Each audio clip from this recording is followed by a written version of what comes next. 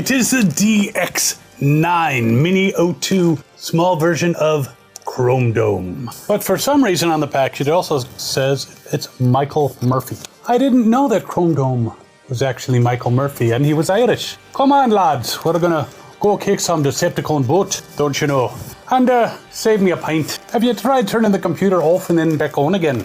Is it plugged in? So yes, I might use my Irish bad accent a little bit more in this review, but it's still a very interesting version of Chromedome. And I'm gonna break him out and might even show you how to transform him for reasons. Be right back.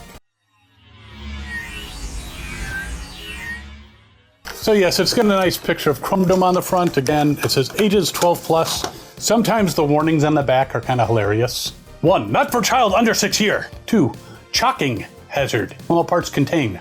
Not for child under 3 year. Please pick up not for churled play. The image shown here is indicative only. The actual product may differ. That is all on the back. I am not lying. So very interesting warnings. This also does not come with instructions. You have to scan a QR code and look at a video, which I did, and the video sucks. So not only am I going to review this guy, but I'm going to show you how to transform him. And I'll explain why the video sucks in a few moments. But let's take a look at this Michael Murphy here. This nice Irish lad who was born in the Emerald Isle in the European part of Cybertron and has a fondness for potatoes, I guess, and a little bit of drink. Though I know that's a stereotype, but I know in certain shows, alcohol is what makes robots run. And if you're not sure what I'm talking about, well, you can bite my shiny metal ass. So let's take a look at this guy. And I'll ditch the accent for a little bit. So very good looking version of Chromedome. He's got these wheels on his hips and his feet. I'm gonna tell you, those are purely decorative. We will get there. But he's about 4.5 inches tall, so maybe a little bigger than some of the Legends scale that people like to collect. But it kind of makes sense because the original Headmasters, when they came out, because of a scaling measurement issue on the plans, were much bigger than they were supposed to be. I'd say that the Titan Masters that we got, the reissue ones from Walmart, those are probably the size the original ones were supposed to be, whereas the ones we got were a little bit larger than they should have been.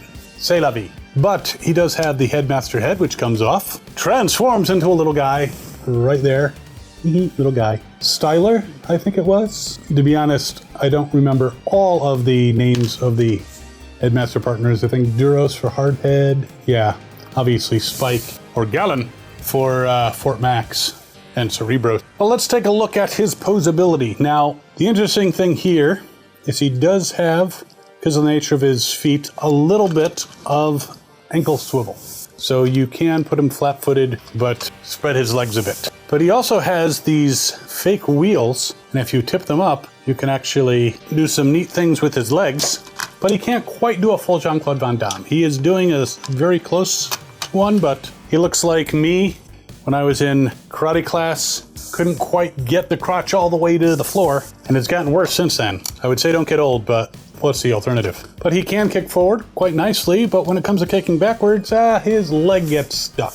Because of this part that's attached to the wheel, kind of keeps his leg from going back. He can kick up his, lower leg, because he's got quite the knee there. And again, if you move those, you can do somewhat of a side kick. But yeah, just doesn't go very far back. It does have a swivel, though it doesn't quite easily go all the way around. It goes to the side like that, like he's playing soccer and is turning his leg to kick like that. That's pretty much it.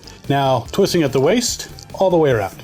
Not a problem there. His arms, all the way around, very nice. He can bend at the elbow, and he can swivel. His shoulders also, because of the way they're attached, can kind of shrug up and down. He can shrug, he can be dejected, he can be medium, but there's a bit of posability. The fists themselves can turn as well. There's a little ball joint in there that allows you to turn them in all kinds of directions. And his head spins around very nicely. Full exorcist mode. But overall, as a robot, he's got the backpack that is his top part of the car, his windshield and windows. But overall, he's a nice looking bot, not a ton of kibble beyond that, except for fake kibble, which are the wheels. All right, but a cool looking bot. He does come with 2 weapons. Just like the original, goes nicely into his hands. His hands are actually molded. They're slightly open hands. They're not just fists with holes in them. So they're pretty nice molds on there. And again, he can use both guns, fire, go after Decepticons. So very cool. He also does have, if you flip down the front, if you'll recall, the original Headmasters, you would flip down the front and you'd be able to see the tech specs. When you put in the head on the old ones, it actually had little things that pushed back and it showed the speed, the strength, I think intelligence. This, however, is just a fake because it does not change if you take out the head. The original Headmasters, the specs would change depending on what head was attached. Overall, it's a really cool looking bot and a great representation of the original Chromedome. Now, let's get him into his vehicle mode. And as I said, I'm going to show you how to transform him. And you guys are getting a new perspective because I'm using my phone because it's a bit easier to transform him while I'm looking at him. So you get to not only see, well, you'll see my hands in my field monitor over there. So you're getting a little bit of a glimpse of how I shoot. All right, first of all, let's take off these weapons. We'll be putting them back on later. And of course, we take off the head. Now, on the back here, it's got this little flippy thing that attaches one part of the backpack to the other. So you want to flip that up and you want to lift that away. In fact, just to save time for later, if you flip that out, you can push that in so it's out of the way. Now, the reason the video sucked so much that they link you to is it goes so fast. You have to stop, you have to pause. Maybe I should have put it at quarter speed, but it was just so fast that it was very difficult to watch. But next step, we're going to flip the arms forward like so. Now there's this piece that attaches to here, so we're going to flip that up, then we're going to fold that in. Then we can take this entire assembly and flip it up. So it looks like this from this side, so you just flip the whole thing up. The arms can actually turn the entire assembly, and his fist fell out. That's the first time that happened, but it is a ball joint. Pop it right back in. That is weird. Now the hands fold underneath, and you pretty much take these arms and they get folded back in, but what you want to do is kind of compress them. So if you bring it forward, you want to compress them and have the folded hand facing forward. So then when you push it in like so, now it is very posable and all that, but it also makes it difficult for things to go exactly in place because there's so many things that you can do with the joints. But you basically position, and I'm saying basically a lot, I'm sorry, but you position the arms like so. Then you take these shoulder pads and you fold them up to form the front of the car. Now, these are the actual wheels. So notice that we have not used the wheels here or here. Those are just for decoration. And to say, I can transform into something with wheels. So there's a little post in there, you push it together, and ta-da. So we have it looking like this so far. The feet, you fold like so. And now the legs, on the inside of the leg, you can actually open up these legs and take them and push them forward. Now these feet get folded up here. But what's interesting is you then take the fake wheel, fold it back, and then you flip it around, it rotates, and then you push the fake wheel back. This is going to actually be the back part of the car. So you do the same thing on the other side. I would say second verse same as the first, but I don't want the freaking geek to come after me. That would be not ideal. All right, so you have that there. Now you can see there's 2 posts here. This part of the top of the car, you actually push back here, and you kind of have to play it by feel because you can't really see where those things are, but you push that down. Now you do want to make sure the feet are slid all the way to the back as you're doing that. Then you push that down, and you're like so. On the sides here, there are 2 little tabs. You fold these in, there's actually 2 slots. So you want to push those slots over those tabs. And then there's a little notch here that plugs in to the front part of the carriage. Very easy to slip out, so it slips out before you're finished. Just slide it back in. Again, same thing on the other side. Push it in, push these slots over the tabs, and push that part in. We're almost there. Seems the front has come loose, so I'll just push that in. Not a huge deal. Now the last part, we're going to swing this up. We have our target master. We're going to unfold him into a seated position, and we're going to stick him here.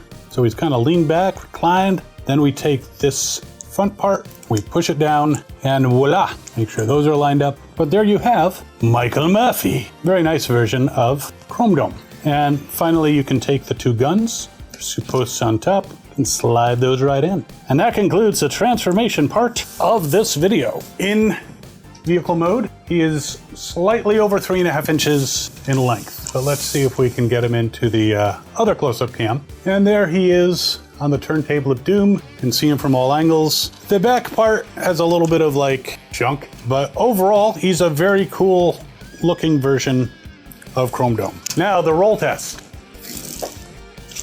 Not the best. I think his crotch actually can touch the table, so he's not fully rolling.